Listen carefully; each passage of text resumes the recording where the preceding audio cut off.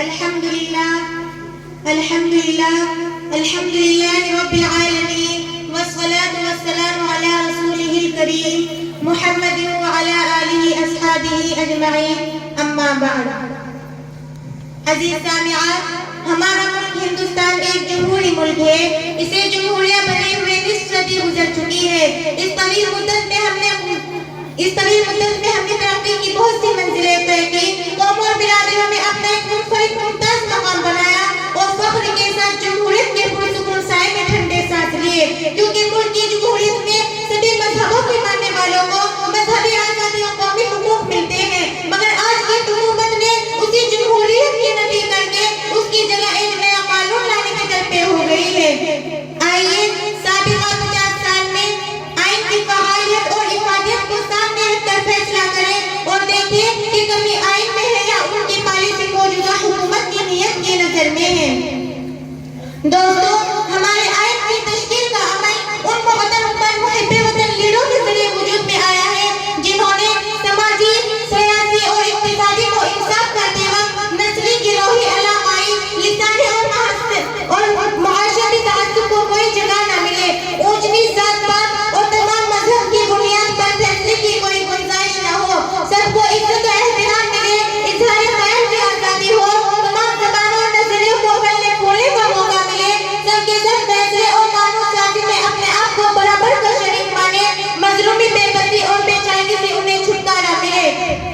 مہاتما گاندھی، راجندر پرساد، سردار پٹیل اور مولانا عبدالکلام آزاد جیسے لیڈروں کی جدوجہد اور کوششوں میں یہ جامع آئین بنا اور نافذ ہوا. مگر افسوس، آج 50 سال بعد بھی اچھے نتائج مرتب نہ ہو سکے. آخر ایسا کیوں ہوا؟ صدر جمہوریہ نے اپنے خطاب میں کہا اور خود کہا کہ آئین مکمل ہے، وہ بے مثل و مثال ہے. نہ اس کی جامعیت میں کوئی کمی ہے، نہ اس کی فعالیت اور افادیت میں کوئی نقص ہے. اگر خرابی ہے تو وہ ان لوگوں میں ہے جن کے اوپر اس کے نفاذ کی ذمہ داری ہے. اس قدر افسوس کی بات ہے کہ ہزاروں گاؤں آج بھی بجلی سے محروم ہے، سڑکوں اور پینے کے پانی سے محروم ہے، ہسپتالوں اور دواخانوں سے محروم ہے.